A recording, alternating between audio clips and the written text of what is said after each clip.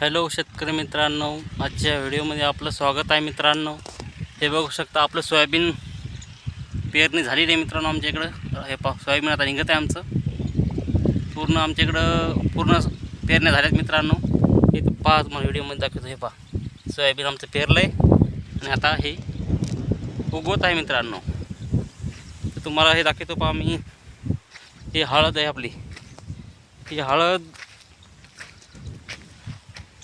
हे हळदीचे बेड आहेत मित्रांनो। मागं बघू शकता माझ्या हा लागवड करून झाली आणि माती किती लावून सुद्धा घेतली मित्रांनो। आता ठिंबक आथरायचे, ठिंबक आथरायच्या नंतर तुम्हाला व्हिडिओ दाखवेल मी। हे आपलं शेत आहे मित्रांनो। 1.5 एकर हळद इथं आहे, 1.5 एकर दुसरीकडे आहे।